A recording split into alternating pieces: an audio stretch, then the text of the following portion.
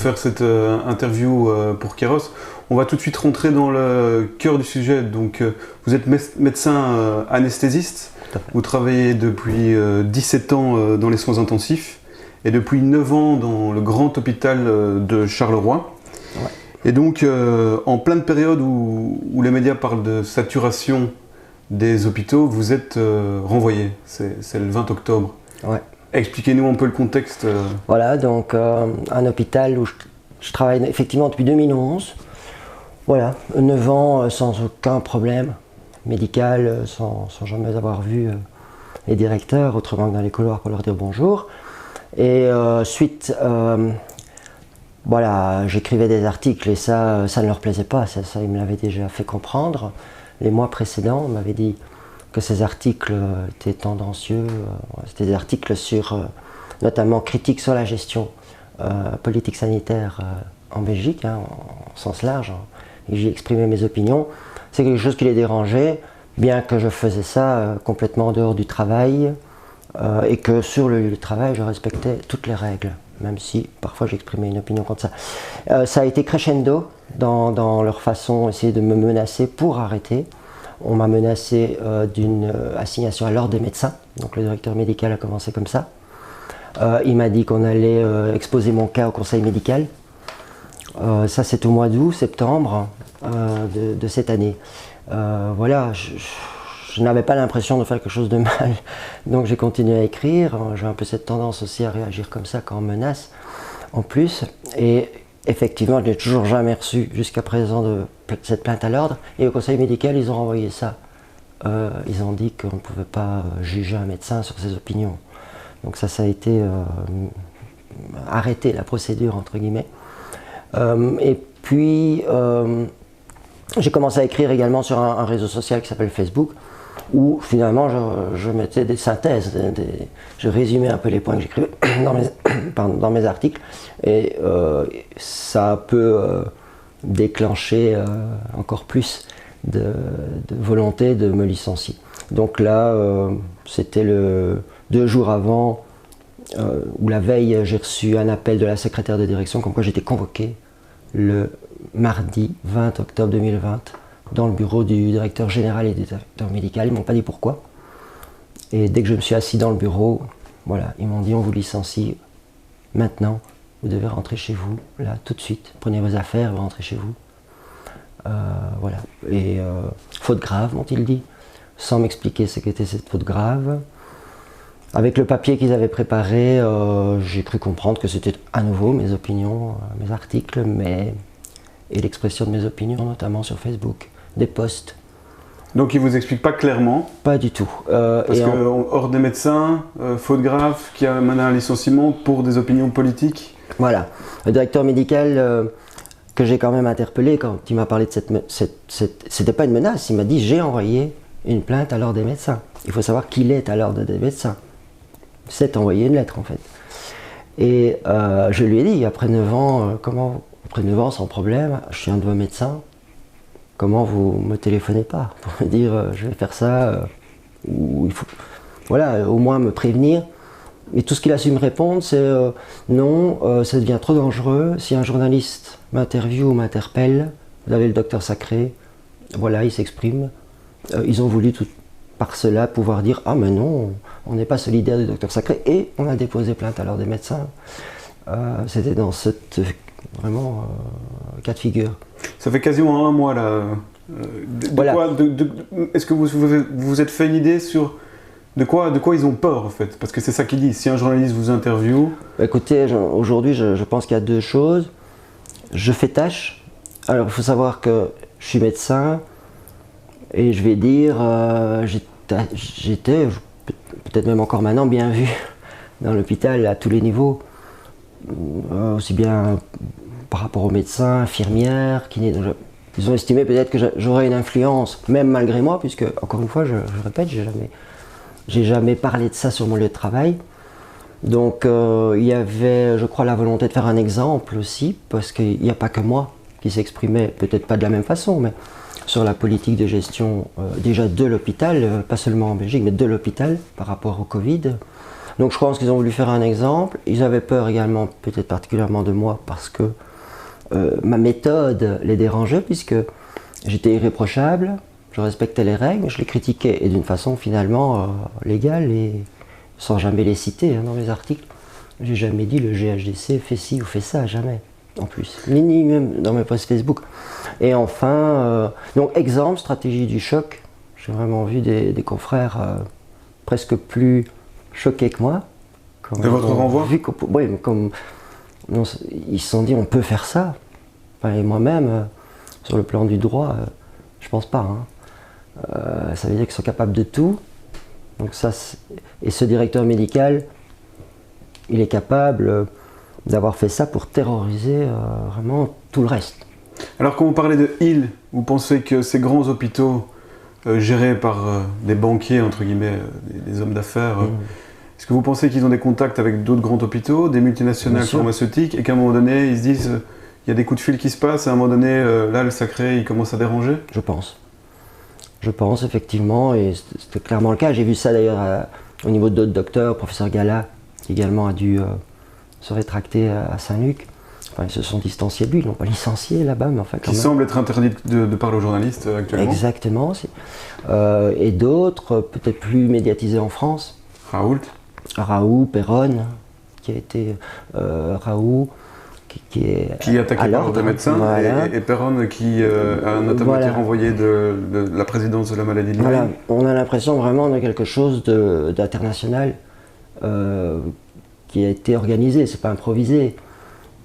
Et d'anticiper tout ce qui est dissidence, de vraiment frapper dessus. Et d'aller vraiment jusqu'au bout. Il n'y a plus vraiment de limite de droit, bien que... Et pourquoi ? Parce que vous cassez un cheminement. On a l'impression, on en parlera, qu'ils veulent vraiment arriver à la vaccination, au consensus, et que tout le monde donc l'accepte. Est-ce que vous pensez que quand il y a des voix justement discordantes, ça fait tâche Bien sûr.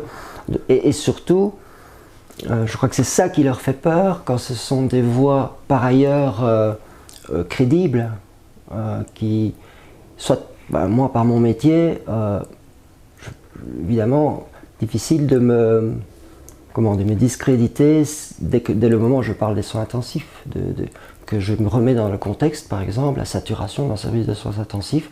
Quand je m'exprime là-dessus, ça a du poids. Si le docteur Raoult, professeur Raoult s'exprime sur l'hydroxychloroquine ou la gestion d'une pandémie, il a du poids. Donc je crois que c'est ça aussi qui a amené vraiment de la répression, c'est sur moi et d'autres, c'est que ça leur fait deux fois plus peur, parce qu'on peut amener à convaincre des gens, à ramener des gens dans le bon sens. Vous êtes crédible, quoi. Voilà, par la crédibilité, associée au fait que derrière ça, il y a vraiment que la volonté de dire la vérité. Moi, tout était basé sur des lectures, des sources qui sont données, d'autres articles, d'autres médecins, tout le temps. Donc, vous avez parlé notamment, les deux points importants, c'est la gestion libérale des hôpitaux et le fait, si je ne me trompe pas, que la saturation actuelle est surtout due à ce qu'on a fait, donc aux coupes drastiques dans les budgets, et que sans ça, en fait, on n'aurait rien du tout, il n'y aurait pas de problème. Et le deuxième point, on va parler des deux, c'est les tests PCR qui sont... qui faussent totalement la perception de la réalité. En fait, au niveau de la gestion, des capacités de gestion, il faut savoir que, c'est en France et en Belgique, c'est documenté. D'année en année, on diminue, on réduit ces capacités. Mais moi, j'insiste encore davantage sur le personnel qualifié, en fait. Parce que c'est pas tout d'avoir des lits. Et d'ailleurs, c'est ce qu'ils ont fait, c'est la seule chose qu'ils ont su faire, c'est assez rapidement augmenter le nombre de lits. Mais il faut surtout des gens. La qualité, la sécurité, elle va venir si on met des gens qualifiés. Or, ils ont coupé dans les effectifs, donc aussi bien réduit les personnels infirmiers, c'est surtout ça, hein. Plus encore que les docteurs, c'est le personnel infirmier qui est pourtant le cœur d'un hôpital. Vous savez, il y a des études d'ailleurs en Australie là-dessus. Prenez un hôpital, vous enlevez les docteurs pendant une semaine, il n'y a pas de casse, il n'y a pas de mort, mais c'est vrai. Vous enlevez les infirmières, en 12 heures, il y a des morts, il y a des problèmes. Ah oui. Et donc, on voit qu'ils ont non seulement réduit les effectifs infirmiers, Et ça, je peux vous le dire, voilà, dans les 17 ans que j'ai fait, j'ai vu d'année en année une dévalorisation des infirmières. D'où la réquisition actuelle aussi. Ah oui, ils traitent vraiment, et je pèse mes mots, le personnel d'un hôpital infirmier comme du bétail. Et là, on revient probablement sur gestion d'une entreprise privée. Pour moi, c'est honteux, traiter des êtres humains comme du bétail, mais dans un hôpital, c'est encore plus grave parce que c'est pas les machines qui soignent. C'est pas ces gens dans ces bureaux qui font un travail, d'accord, mais à nouveau, s'ils venaient plus pendant un mois, on verrait pas la différence au niveau des soins. Par contre, les infirmiers, donc il y a à la fois une réduction en nombre, mais ce qui est important de comprendre, c'est qu'il y a eu aussi une marchandisation, je sais pas comment le terme, comment dire, une robotisation, vraiment, de traiter les gens comme des numéros. Mmh. Vous savez, les directions infirmières, en tout cas au GHDC, mais je pense que c'est dans toutes ces grosses boîtes, ils gèrent des tableaux Excel. Vous voyez, des tableaux Excel où il y a des chiffres, c'est tout ce qui compte. Et les gens qui correspondent à ces chiffres, qui sont vraiment dans le service, qu'ils soient heureux, qu'ils soient malheureux, qu'ils soient en dépression, qu'ils soient en burn-out, qu'ils soient qualifiés ou pas qualifiés. C'est pas important. Non, c'est pas rentable. De toute façon, une infirmière qui s'assied à côté du patient, c'est pas rentable. Il faut vite qu'elle sorte, pour vite qu'elle passe au suivant, et ainsi de suite. Et en réanimation, si on fait ça, on ne tient pas à 2 ans, si on fait ça. On a besoin, c'est déjà plein de machines. Les infirmières, elles se nourrissent plutôt quand elles ont un peu de temps. Avant de passer à la critique des tests PCR, est-ce que vous pensez aussi que, nous on a notre idée, mais est-ce que vous pensez aussi que c'est un peu comme ça partout, ce que vous décrivez, ce fonctionnement où ils réifient les gens, ils en font des objets.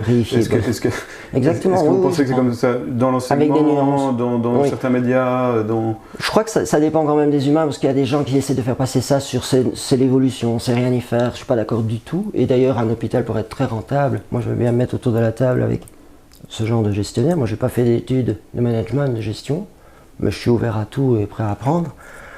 Mais je suis sûr que si c'est que ça qui les tracasse, ces gestionnaires, il faut être rentable, il faut être concurrentiel, compétitif. On pourrait l'être en étant humain également. Et moi j'ai vraiment l'intime conviction qu'on sera encore plus compétitif justement. Ça a été essayé dans des sociétés japonaises, là, bon, je ne sais plus laquelle, mais on a montré qu'en valorisant parfois les gens, ils n'ont pas besoin de grand chose, même pas plus d'argent, mais vous avez bien travaillé, votre travail est essentiel. Ils ont besoin d'entendre ça et ça va mieux. Donc c'est important pour moi de dire ça parce qu'il y a des gens qui ont tendance à dire oui mais c'est normal, c'est pas faire autrement. Pas du tout, je suis pas d'accord du tout. Ensuite il y a des nuances. Il y a des hôpitaux par exemple, mais souvent il n'y a pas de secret parce qu'ils sont plus petits, qui arrivent à garder ça. Mais comme vous dites, je pense que c'est dans tout. L'éducation, la médecine, l'éducation, on voit ça dans tout. Les services publics. Vraiment cette impression, moi, dans tous les services publics, on traite les gens comme des machines, rentables ou pas rentables. Voilà. Quelles étaient alors vos critiques par rapport aux tests PCR qui sont utilisés quotidiennement pour nous dire le nombre de cas? Là, on touche à l'histoire Covid, à la fiction Covid, dans la mesure où toute maladie nécessite un test diagnostique, mais en médecine, en général, les tests peuvent nous induire en erreur ou être insuffisants, et alors on les laisse tomber. On revient toujours au patient, on revient toujours à la clinique en médecine. C'est pas une science comme certains essayent de le faire passer. Et ce test, il est bourré de faiblesses potentielles. Et moi, il y a quelque chose qui m'a choqué tout de suite, c'est l'absence de transparence. Nous, on a en réanimation, on est l'endroit d'un hôpital où il y a le plus de machines. On a des machines pour tout, hein. Le cœur, le poumon, le rein, le foie, le pancréas. Il y a des monitorings en permanence, mais si on ne les calibre pas, si on ne connaît pas l'échelle, on mesure par exemple la pression artérielle. Mais si vous ne faites pas attention à l'échelle, ça peut vous donner des chiffres aberrants, qui ne correspondent pas à la réalité. Donc on fait hyper attention à ça, à recalibrer les machines. On met des gens sur respirateur, on va les calibrer, sinon ils peuvent faire n'importe quoi. Et on a l'impression qu'avec ces tests, ça vient des virologues, il serait parfait et voilà, on est positif, on est négatif, pas du tout. Il faut faire attention aux amorces. Donc les gens ne savent pas ça, mais c'est pas un test qui met en évidence du virus, hein. C'est vraiment un test qui met indirectement, enfin, fait penser qu'il y a du virus parce qu'il va mettre en évidence des séquences spécifiques de ce virus. Même ça, pour que ce soit vrai, il faut vraiment être sûr de ces amorces. Et en général, pour augmenter les chances que ce soit vrai, on va utiliser 3 amorces différentes. On sait que des laboratoires se sont contentés d'une amorce, par exemple. Mais de toute façon, il y a un manque de transparence énorme. En plus, on sait que le virus mute. Est-ce que les amorces sont réadaptées, hein? Si vous prenez Raoult, il dit bien, il explique bien, mais il n'y a pas que lui. Mais tous les virus mutent, mais particulièrement les coronavirus. Donc, est-ce que ça est fait? Et enfin, il y a ce fameux seuil de sensibilité, mais ça, c'est tous les tests, c'est tous les examens. C'est vraiment la bonne calibration qui va rendre cet examen fiable. Mais en médecine, et c'est là où je ne comprends pas mes collègues, parce que ils sont tous intelligents. Là, il y a vraiment quelque chose que je n'ai pas compris. Je les ai interpellés d'ailleurs. Hein. Ils n'essayent même pas de savoir le seuil de sensibilité.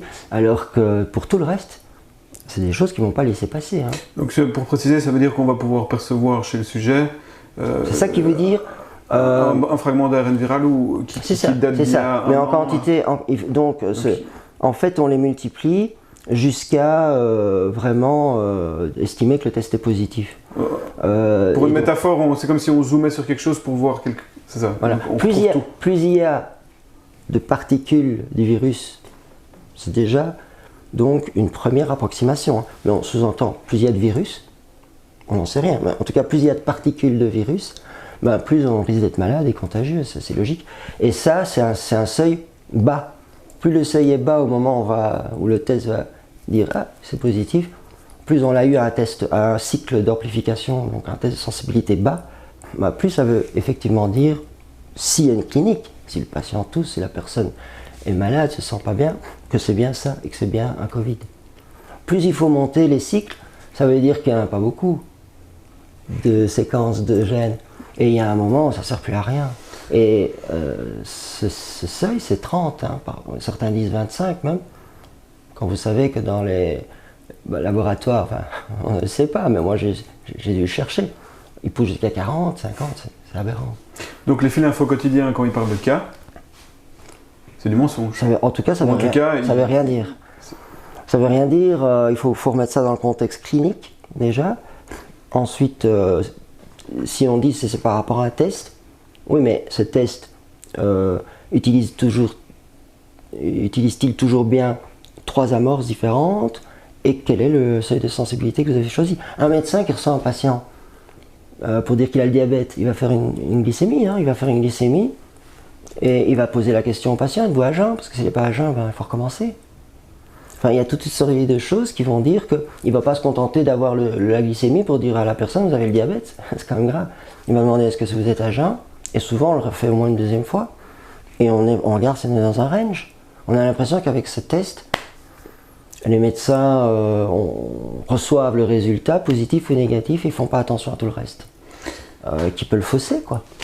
Pascal Sacré, j'ai l'impression qu'on pourrait expliquer ça un peu plus facilement à des enfants de 3e primaire et qu'ils le comprendraient. Ouais. Là, on est en contact avec des professionnels, des médecins, des gens, des adultes. J'ai expliqué ça à mes enfants. Ils sont un peu plus grands, mais 15 et 19 ans, ils ont tout à fait compris. C'est évident. Ils vous ont pas envoyé? Non, au contraire. Oui, et c'est là que il y a quand même quelque chose que je ne comprends pas, parce que mes collègues sont pas corrompus, j'en suis sûr. Par rapport à... Il y a des gens corrompus, hein, à un haut niveau. Les conflits d'intérêts, ils sont documentés, hein, dans les virologues qui conseillent le gouvernement. Mais il faut savoir que si on prend la masse des médecins, je vais dire, hein, on est des milliers dans le pays, c'est pas de la corruption, ils sont très intelligents, ils savent tout ça. Et je ne sais pas pourquoi. Ici, ils sont emmenés dans une... Alors, il y a pas mal d'études psychosociales qui ont montré la soumission au conformisme. Je pense que c'est ça. Il y a des choses comme ça. Il y a la soumission à l'autorité, le grégaire, le conformisme. Voilà, conformisme. La peur de perdre son emploi. Voilà. Vous avez joué le Exactement. rôle d'exemple. Mais même en me connaissant, en m'appréciant, ça n'a pas suffi à les réveiller, enfin, en tout cas jusqu'à présent. Il y a là vraiment une espèce de... Je suis dans la tête dans le guidon, je fais ma routine, je fais ce que j'ai l'habitude de faire, et on a presque l'impression, surtout je ne lève pas la tête parce que je vais devoir alors me remettre en question. L'omerta est immense, hein. Voilà. On le savait, mais là, avec l'épisode Covid, Mais il y a la peur aussi, quand on vous dit, pour moi c'est... Ils devront répondre de ça, j'espère, un jour. Quand on vous dit, derrière tout ça, portez un masque, restez chez vous, parce que sinon, vous pouvez tuer votre grand-père. Hein, je résume, évidemment, mais enfin, il y a beaucoup de gens qui ont peur. Ils ne vont plus voir leurs grands-parents parce qu'ils ont peur de lui amener cette maladie, alors que cette maladie ne donne pas d'office une forme grave, hein, déjà. Et qu'en prenant des précautions, il y a moyen d'aller les voir. Il faut dire à ces gens, non, le pire, c'est de ne pas aller les voir. C'est ça le pire. Donc on est aussi dans ces gens-là, en utilisant la télévision, leur aura de médecins, d'experts même, puisqu'on le présente comme ça. Donc je parle des virologues, hein, Marius Gilbert, c'est ça. Des gens comme ça, mais tous, hein, Van Ranst, Van Atten, ils ont fait quelque chose de très grave pour moi. Et tout ce qui suit autour d'eux, le gouvernement, de dire cette chose-là. Parce que après, les gens, même en écoutant des médecins comme moi, ils se mettent bien à se dire, ah tiens, mais en entendant, ils ont eu peur. Et cette peur-là, ils ne savent plus la raisonner. Une peur qui réduit l'immunité. On en parlera, mais sachant en plus que ces médecins et ces experts ont, pour certains, de gros conflits d'intérêts, ou en tout cas en ont eu. Ça aussi, on ne peut pas en parler. Mais moi, dans mes articles, d'ailleurs, j'y vais. Hein, arrêtons de parler de conflit d'intérêts, qui est une espèce d'enrobage sucré, là. C'est de la corruption. De la corruption, tout à fait. Voilà, moi, je parle de corruption. Bon, d'autres que moi ont enquêté là-dessus, c'est documenté. Voilà, c'est tout. Ils travaillent pour des firmes pharmaceutiques, ces gens-là. Voilà.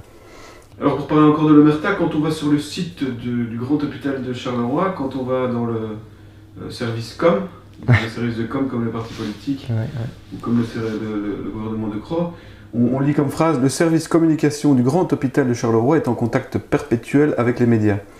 Il est chargé de fournir une information de qualité, et ce, dans les plus brefs délais aux journalistes qui viennent frapper à sa porte. » Alors moi, j'ai pas frappé à la porte, la dernière fois quand on avait fait un direct, oui, mais j'ai déjà envoyé 3 demandes d'explication à la responsable de com. Donc concernant, j'ai tout simplement demandé pourquoi vous aviez été licencié, quelles étaient les raisons. Donc j'ai envoyé un mail le 1er novembre, le 10 novembre et le 16 novembre. Alors j'ai aucune réponse. Il y a un fort contraste entre la manière dont ils se présentent et qui sont réellement. Ben, bien sûr, c'est du pipeau. On l'a vu, vous devez être sur une liste noire comme moi. Mais c'est ça qui révèle mon licenciement. Vous savez, et encore une fois, c'est pas pour me jeter des fleurs, mais c'est vraiment quelque chose que j'ai toujours perçu parce qu'on me le renvoyait comme ça. Les qualités qu'il prône, c'est quoi? C'est courage, loyauté, humanité. Bon, peut-être encore une ou deux autres, je sais plus. Ben, c'est ce que j'ai toujours essayé de défendre. Et jusqu'au bout, finalement, le courage. Hein. La loyauté, alors qu'il ne la méritait pas, puisque je faisais attention. Moi, un journaliste serait venu me contacter, j'aurais dit non, parce que, voilà, je suis pas... Je suis quand même un médecin de cet hôpital, je ne peux pas commencer à le critiquer comme ça, ouvertement, je veux dire. Donc il y avait même une certaine forme de loyauté. Et eux, ils montrent que ces valeurs qu'ils disent défendre, hein, ils mettent ça parfois au plafond, avec des vignettes, vous voyez, des pancartes, des affiches, avec ces mots-là. Mais sachez que la moitié, c'est pas plus, dans l'hôpital, ils vomissent quand ils voient ça, parce qu'ils savent bien que ça correspond pas à la réalité. C'est du spectacle. C'est du spectacle. Et ça, probablement, que c'est partout aussi. Donc on paraît, mais dans les actes et dans les faits, c'est tout le contraire. Ils verrouillent la communication, ils la contrôlent. Et voilà. Et donc ceux qui disent, c'est faux. Alors, pour continuer un peu dans le spectacle aussi, vous l'avez dit, depuis avril, ils ont annoncé, avant déjà la première vague, ils nous annonçaient la deuxième saison. Et vous dites, ils parlent de la troisième dans la deuxième, ce qui fait quand même penser aux gens qui sont on peut informer ils pensent qu'il y a un véritable plan, mais ils n'ont rien fait depuis avril. Mais oui. Et ça, j'ai posé la question d'ailleurs, je le dénonce. Et je le fais exprès parce que, en espérant qu'à un moment il y aura rendre des comptes, et ce sera important de voir que des médecins se sont exprimés. On ne les a pas écoutés, on les a. Vous savez, j'ai envoyé, pas seul, hein, avec une association qui s'appelle Initiative Citoyenne, avec un médecin qui s'appelle Eric Biff, un généraliste de Bruxelles. On a envoyé des courriers à Sensano, à Maggie de Bloch, à Sophie Wilmès, notamment par rapport à l'hydroxychloroquine. Donc c'est des médecins, vous imaginez, des médecins de autant d'années de carrière. En plus, il se fait sans plainte, sans jamais de problème, qui interpelle un ministre qui dit se réfugier toujours derrière des experts en plus. Donc on peut estimer qu'on est un peu expert aussi de médicaments, un traitant, un médecin généraliste. Pas de réponse, même pas accusé de réception. Donc qu'est-ce qu'il faut faire dans ce pays quand on voit des aberrations comme ça, qu'on sait de quoi on parle? En plus, moi en ce qui me concerne, c'est notre devoir d'informer les patients. Qu'est-ce qu'il faut faire? Ces gens-là vous écoutent même pas, ils vous lisent même pas, j'imagine. Et ils continuent sans se retourner, hein. C'est vraiment... Je crois que ce point est capital parce que nous aussi à Kairos on a envoyé pas mal de questions. Voilà. Donc il y a eu des cartes blanches, il y a eu des lettres ouvertes, il y a eu toutes les manières de les... Ils ne répondent jamais. Et ça c'est vraiment... Voilà. C'est énorme en fait. Ils ne répondent jamais. Vous confirmez que vous-même quand vous leur dites. Je vous assure. Donc ils ont j'ai fait ce travail-là aussi et d'autres. J'ai toujours signé par exemple simplement ça. Des associations se retournaient vers moi. On a besoin d'un docteur. Je lisais. Hein, je veux dire sur la vaccination là, il faut faire. C'est encore différent. Faut être prudent. Pas la vaccination anti-Covid. Hein, je suis absolument contre ça. Mais dans le sujet de la vaccination. Parfois on trouve de tout, il faut faire attention. Mais sur le sujet précis du Covid, soit j'ai fait des lettres moi, ou avec une personne, soit j'ai au moins apporté ma signature. Mais dans tout ce qui a été fait, ça a été méprisé, ignoré. Alors les médias là, commencent à parler de quelque chose dont ils ne parlaient pas avant, alors que c'est sûr ça allait arriver, c'est les effets collatéraux, si on peut dire, c'est encore un euphémisme. Des mesures qu'ils ont prises, confinement, le confinement essentiellement, et toujours suivi en général après d'un débat sur la vaccination qui va nous sauver. Mais ça aussi c'est une question taboue, la balance coût-bénéfice. Exactement. Et en médecine, encore. C'est là où il y a beaucoup de bas qui baissent hein, dans leur politique, mais un des plus importants c'est ça. Effectivement. En médecine, vous savez, il y a un adage qui dit avant tout ne pas nuire quand on a des remèdes, mais quand on se rend compte qu'ils vont tuer, ils vont entraîner plus de problèmes que la maladie, on s'abstient hein, et on attend que ça passe. Ici, le confinement, les conséquences économiques, le chômage, violence intrafamiliale, retard de soins, j'arrête pas d'entendre des gens qui disent mon rendez-vous de neurologie, mon rendez-vous d'oncologie, il est reporté sine die. Donc, or et perte de chance énorme. Et pas moi qui le dis, le docteur Fouché en France, il a bien dit ça. Mais il le dit à la télé, et malgré ça. Donc c'est évident, des médecins le disent, les médecins s'en plaignent. Bon, il y en a beaucoup qui se taisent parce que, et ça c'est triste, mais parce qu'ils ont peur ou ils attendent que ça passe. Mais c'est une réalité. Et c'est une réalité où effectivement, le nombre de décès, le nombre de malades graves, sera, mais c'est même pas un peu, c'est énorme, supérieur aux victimes du Covid. Surtout si vous rajoutez à ça que sur le Covid, on peut faire plein de choses qui réduiraient la mortalité de ce Covid. Remettre le médecin généraliste à leur juste place pour qu'il puisse prescrire. C'est du jamais vu hein, dans l'histoire de la médecine, je pense, qu'un gouvernement, enfin en dehors d'une dictature en Allemagne nazie ou à la chinoise, mais qu'un gouvernement interdise à des médecins généralistes de faire leur métier. C'est quand même diplômés, hein, ils savent ce qu'ils font. Ils ne doivent pas demander Madame, je peux prescrire de l'hydroxychloroquine ici à Sophie Wilmès, c'est qui ça d'ailleurs? C'est pas un médecin. Et donc, on est là. Hein, on n'a rien envie à la Chine. Hein. Oui, mais il y a beaucoup de gens qui ne se rendent pas compte encore. Or, ça, c'est des éléments. Voilà, on revient sur ces fameuses valeurs de l'hôpital. Ils se contentent de dire oui, mais en fait, si on regarde les faits, pas du tout. Mais c'est un peu la même chose à l'échelle du pays. rien que ça, de se dire, bah, finalement les médecins, ils ont toujours fait leur travail, hein.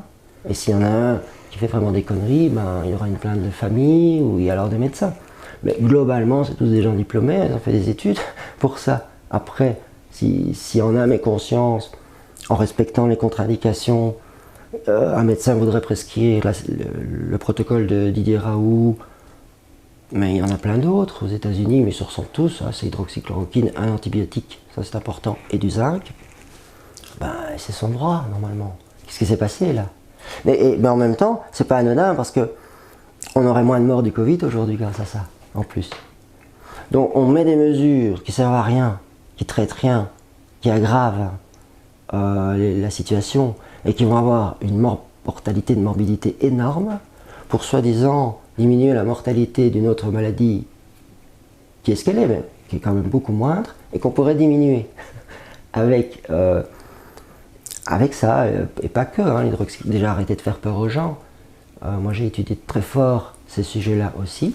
L'effet de la peur sur l'immunité? Voilà, l'hypnose, moi j'ai étudié à l'université, hein, notamment gestion du stress, etc. C'est une autre de mes spécialités.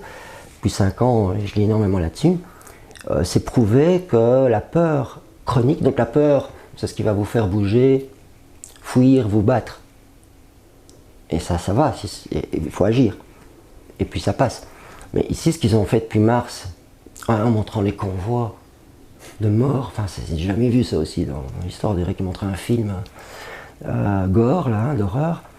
Mais ils ont réfléchi à l'impact sur les gens, et qu'est-ce que ça apporte de montrer ça de plus? Rien, hein, ni médicalement, ni scientifiquement. Néanmoins, les gens, ils sont maintenus dans la peur depuis le mois de mars. Donc ça, au moins, ça fait 9 mois, 8 mois. C'est horrible ça. Et en plus on leur dit, vous restez chez vous, vous mettez un masque et vous ne bougez plus. Ben, les deux ensemble, ça avait des vous tombez effets malade. somatiques, évidemment. Ah ben oui. Donc en plus, c'est la meilleure façon d'amplifier l'effet négatif d'une infection virale, quelle qu'elle soit d'ailleurs, hein. En plus nouvelle, avec un virus qui mute, il n'y avait pas mieux. À croire qu'ils l'ont fait exprès. Il y a même eu des expériences par rapport à ça. Hein. Bien sûr. Pavlov, c'est assez connu, hein, Pavlov. Il n'a pas fait que la salivation, hein, il a fait des expériences sur les chiens, j'approuve pas, mais bon, au moins on a des infos. Sur les chiens, Henri Laborie, c'est sur les rats. Ils ont tous montré ça, et pas que lui, pas que, ils ont tous montré ça. Sur un animal, et ça marche sur l'être humain, si vous le terrorisez, ce qu'il va pas faire de maladie, c'est si c'est agir sur, si c'est faire quelque chose, soit de se battre avec un autre chien, et ou s'ils un autre sont deux, rat. ils s'entretuent. Oui, mais au moins, ils font quelque chose. Et donc, ils restent en bonne santé. Bon, il y a les blessures peut-être, mais ils restent en bonne santé, ou sortir de la cage, voilà. Mais ici, qu'est-ce qu'on a fait? C'est, on a bien fait peur aux gens, et on leur dit de rester chez eux. Passivité, attendez le vaccin, donc c'est vraiment la folie ça. Alors qu'il y a plein de choses à faire, justement au contraire, enlever ce masque, aller promener dans les bois, il y en a heureusement qu'ils le font, ils n'attendent pas qu'on leur dise, mais prenez des vitamines, bah oui, prenez des vitamines, serrez vos proches dans vos bras, hein, l'être humain est clairement un être social, ça c'est, enfin on va pas refaire ces études là quand même. En Roumanie on a pris des enfants, encore une fois j'approuve pas, des orphelinats à Bucarest et tout ça, ils meurent hein, si on les prend pas dans les bras, les enfants. Ils ont oublié ça ou quoi? Ou alors, pour moi c'est à ce niveau décisionnel en plus, c'est gravissime parce qu'ils ont une responsabilité en plus. Hein. Il y a des médecins là-dedans. Enfin voilà, on va loin hein, finalement, mais tout ça est lié. C'est très important. Et oui, je pense que c'est très important. On a aussi du mal, en tout cas moi j'ai du mal à croire qu'on serait tout à coup face à un état sauveur, alors qu'il a encouragé la malbouffe, les transports polluants, les pesticides, les perturbateurs endocriniens, la privatisation progressive des services publics. Mais tout d'un coup, et les gens y croient, et ça c'est aussi dû au spectacle médiatique, mais tout d'un coup là, il aime les gens, il veut qu'ils soient égaux, il veut qu'il n'y ait plus de misère, il veut qu'ils soient sauvés, alors qu'en fin de compte, la pollution atmosphérique tue des centaines de milliers de personnes, des millions de personnes dans le monde par an. On revient sur les valeurs de l'hôpital. On est dans un monde où on dit des choses, mais qui sont l'inverse de ce qu'on fait, en fait. Pour beaucoup de ces milieux-là, bien sûr que non, mais il y a même pas aller si loin. Hein. Au niveau médical et médicamenteux, il y a des scandales quand même, ils étaient médiatisés. Mediator, la dépakine chez les femmes enceintes, Vioxx. Remdesivir peut-être maintenant aussi. Et la L-thyroxine. Et là, à chaque fois, et c'est là où les gens, c'est le déni en fait. Et là, on revient à une autre caractéristique psychologique de l'être humain, qui est face souvent à quelque chose qui le mettrait en zone d'inconfort, parce qu'il faut soit réagir, soit accepter. Il nie, il les dénie, mais toutes ces affaires sont là, montrent bien que le gouvernement, en tout cas dans les pays occidentaux, France, Belgique, ne nous veulent pas du bien, puisque chaque fois, ils ont fait traîner les procédures en justice qui impliquaient des firmes pharmaceutiques, des actionnaires de firmes pharmaceutiques. Encore une fois, dans les firmes pharmaceutiques, il y a des tas de gens bien qui travaillent, qui essaient de changer le monde, qui croient dans les vaccins. Mais moi, je parle des gens au-dessus qui, eux, ne veulent que de l'argent. C'est important de dire que les gouvernements ne nous veulent peut-être pas du bien. Mais en tout cas, avec ce qu'on voit maintenant. Moi, je vais vous dire, ils nous veulent du mal. Enfin, alors, sous couvert d'argent et d'autres peut-être. Je crois que c'est plus haut encore pour moi. La façon, la coordonnée comme ils ont réagi, c'est qu'ils obéissent à des ordres qui viennent d'en haut, au niveau des gouvernements. Il y a les sing-song. Quand on voit que la France, la Belgique attend ce que la France va faire, le Canada, Trudeau et tout ça, c'est pas possible. Tous ces gens-là ont d'abord été briefés. On sait, là encore c'est documenté, et j'ai écrit des articles là-dessus aussi d'ailleurs, mais en me basant sur des auteurs trop peu connus, mais Anthony C. Sutton, des gens comme ça. On sait, Alexander De Croo, enfin des gens comme ça, ils sont formés au même endroit. Ils sont donc formatés pour ensuite être mis dans des niveaux de pouvoir dans leur propre pays. Et pourquoi ? Pour en arriver à un jour comme aujourd'hui où il y a eu une espèce de « et les gars, on y va maintenant, c'est en 2020 ». Cette fameuse opération, je pense, pour réduire la population, arriver dans un univers d'intelligence artificielle où on pourra contrôler la monnaie numérique. Parce que derrière cette vaccination, il y a d'autres choses, la 5G, ils sont en train d'installer. Des choses étranges. Bien sûr, et on ne peut pas en parler. C'est qu'il y a justement alors derrière, si vous mettez 5G, Covid, paf, vous êtes tout de suite censuré. C'est en même temps une preuve indirecte pour moi. Parfois on n'a pas les preuves, mais dans une affaire criminelle, parfois on va trouver des preuves par voie indirecte. Là c'est clairement... En tout cas on peut parler de rien, ça c'est très étrange. Vous pouvez vous montrer à poil, pas montrer des choses horribles, mais si vous, par contre bêtement, et même en plus d'une façon très innocente, en posant des questions, tac, donc c'est qu'il y a quelque chose. Ça peut être que la raison. Mais pour revenir à cette coordination, je pense qu'au niveau des gouvernements, ils appliquent, ils ne sont pas là par hasard, ils ont été choisis. Reprendre Van Den Broek qui traîne des casseroles de corruption, justement, et de réduction du nombre de lits et de soignants. On reprend ce gars-là. Macron chez Rothschild. Mais oui. Donc, mais il y a plus haut, et là il faut aller. C'est assez connu, c'est même pas caché, Bilderberg et tout ça, Davos. Dermine qui est la trilatérale, et d'autres du gouvernement. C'est pas nouveau, c'est pas nouveau. Il y a beaucoup qui des gens qui ont dénoncé ça, parfois au péril de leur vie, ou parce que ils avaient fini, ils étaient retraités, ils s'en foutaient. Mais clairement, ces choses-là existent, et c'est là que ça se passe.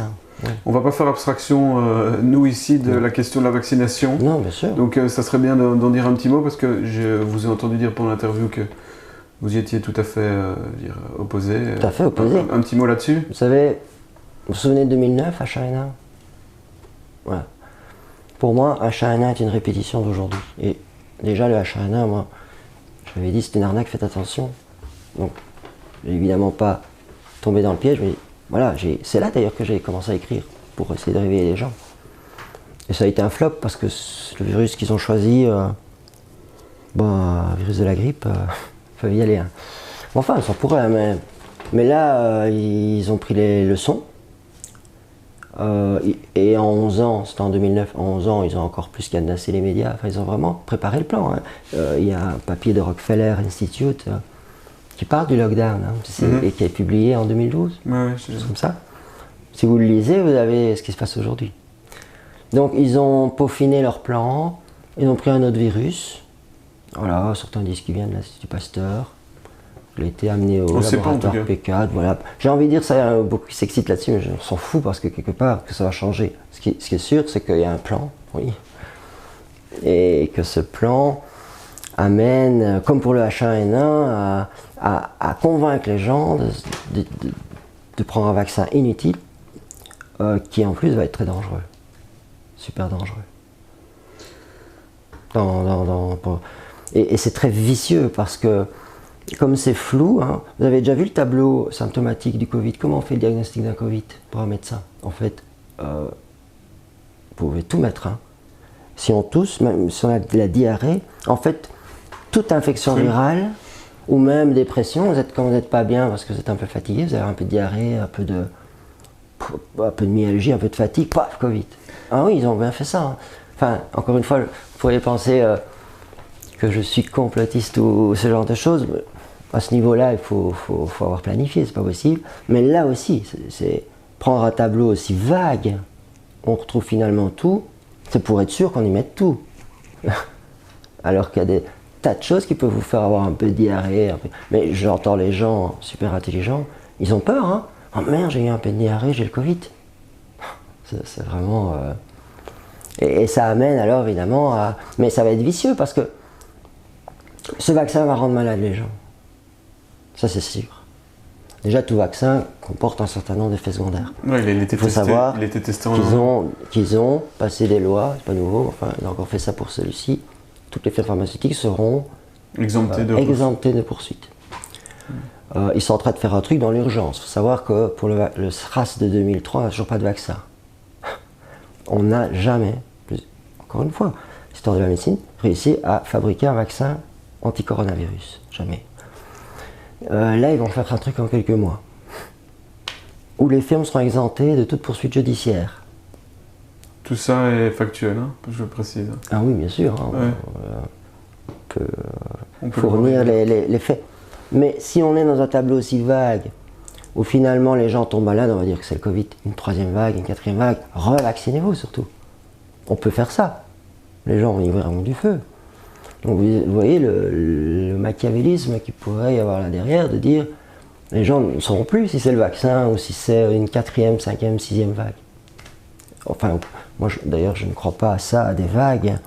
Je crois toute infection virale évolue comme ça, mais moi je crois à une deuxième première vague avec un autre virus ici, parce qu'il a pu muter, et certains, et de façon très intelligente, incriminent le port du masque, que ça a pu favoriser cette mutation du virus pour qu'il devienne plus contagieux, et qui recrée une vague.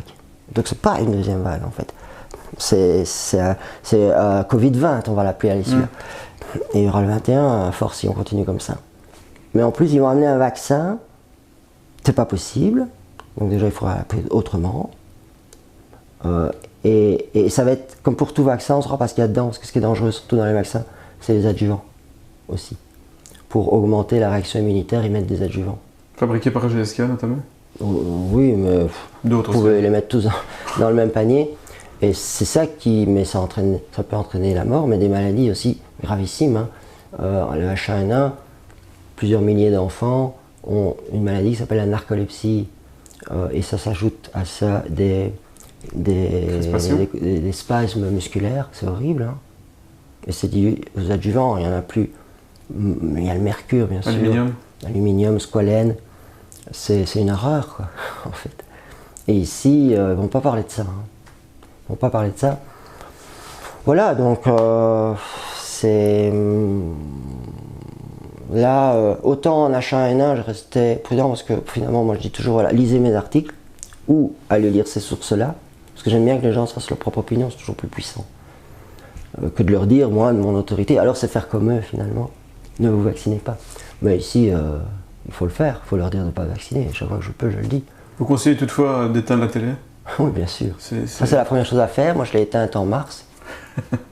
Enfin, j'ai pas éteint, j'ai arrêté. J'ai pas la télédistribution, donc je regarde la télé avec une clé USB. Ou j'ai une Apple TV, donc je vais regarder des films ou des séries avec mes enfants. Mais je n'ai plus vu d'infos en tant que telle quand ça a commencé. Vous n'avez pas idée comme je me sens bien.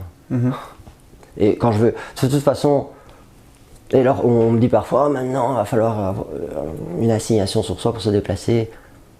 J'entends ça, comment est-ce que les gens ne se disent pas, on est en 39 ici ou quoi. Mais ça ne m'étonne pas, donc je reste quand même un peu au courant de ce qui se passe, mais en même temps je ne veux pas savoir. C'est tellement, je ne sais pas si on peut recevoir une personne, 2 personnes, ça change tout le temps. Voilà, et ça les gens devraient le faire, ça aussi je le dis aux gens, d'arrêter de regarder la télé. Ils resteront informés, on reste, mais c'est la première chose qui va libérer les gens, la peur. Du coup leur cerveau va se remettre à réfléchir. Moi je crois que c'est ça qui se passe pour beaucoup de gens. Bon, il y en a, ils sont irrécupérables, mais il y a une majorité de gens, la peur a la propriété d'arrêter, de paralyser, de sidérer les fonctions d'esprit critique et de réflexion. Ben oui. C'est normal parce que la peur, encore une fois, c'est très bien.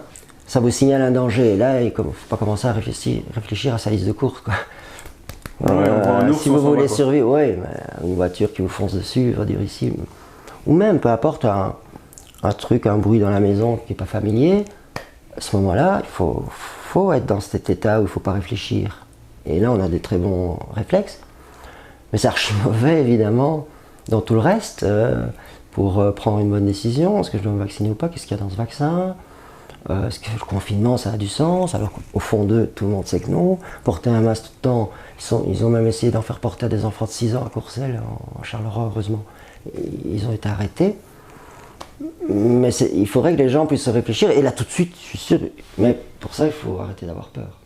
Mais c'est intéressant parce que la peur en fait met tout le monde sur le même chemin, puisqu'on disait que les gouvernements ne répondent pas, les institutions ne répondent pas, voilà. La peur fait que les gens ne répondent pas ou ne se questionnent pas, et tout le monde est dans la ligne droite. Et je suis un peu isolé par rapport à ça, mais par exemple au film Hold Up que je trouve génial, mais moi je ramène toujours à dire attention, il y a une grande peur, il faut la prendre en charge.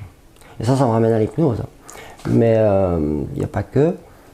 Si on ne fait pas ça, vous savez, la peur, elle va mettre comme une coquille autour imperméable. Donc il faut d'abord aborder cette peur. Alors, il y en a qui le font, qui réexpliquent. C'est que c'est le Covid. Mais on est quand même encore dans le rationnel, donc il faudrait trouver le moyen de... Ben on espère qu'avec cette vidéo, les gens vont pouvoir... Oui, et ça commence parce que ma femme qui est infirmière, une fois elle est rentrée, elle a dit voilà, j'ai mes collègues, ils ont appris à la limite, ils ne savaient même pas qu'elle était ma femme, j'étais son mari, mais ils l'ont appris maintenant, du coup ils vont voir mes vidéos, ils commencent à douter. Ils commencent à douter parce que, ah oui, ton mari il est censé, mais on n'arrive pas quand même encore parce que ce qu'ils disent là-bas au gouvernement, ça a l'air censé aussi, mais ils commencent à cheminer évidemment, parce qu'il y a une autre... En plus, j'ai vu que vous dites dans une vidéo que vous avez une personnalité plutôt conformiste à la base. Qu'est-ce que vous conseillez alors à plein de gens qui nous regardent, qui sont plus conformistes que vous, pour que ça bouge, pour qu'ils fassent quelque chose Si on peut donner un conseil, en dehors de couper la télé, informez-vous. Voilà, c'est d'abord se réveiller, entre guillemets, de vraiment... comment ça, c'est vraiment un travail personnel, je pense, de travailler cette peur. Et ça, c'est en écoutant les vidéos alternatives qui vont amener plus de nuances, plus de réflexion. Mais c'est aussi, c'est pas que bon pour le système immunitaire, en se rebranchant au réel. Louis Fouché dit beaucoup ça, mais le Accordement dit ça, c'est vrai, il a raison. Dès que vous vous rebranchez au réel, qui n'est pas la télé, finalement, même indépendamment de ce qu'ils font, finalement, la télé, c'est une émission de télé-réalité, c'est toujours... Donc, et se rebrancher au réel, c'est parler. Comme on fait ici, c'est se parler, aller voir son voisin, commencer à parler, c'est marcher, c'est aller dans la rue ou idéalement dans un bois, et c'est commencer à refaire des choses. Le cerveau va se réveiller. Et dans un second temps, ça va aller, il va comprendre, alors il va discerner le vrai du faux. Parce qu'on est quand même bien fait en général, sauf les irrécupérables qui sont nourris de hamburgers et que, quoique, j'ai rien contre ça, mais ou de Netflix ou de, je sais plus, les anges à Los Angeles, là, ce genre d'émission où on sort de là. C'est pas là évidemment qu'on va s'éveiller. Mais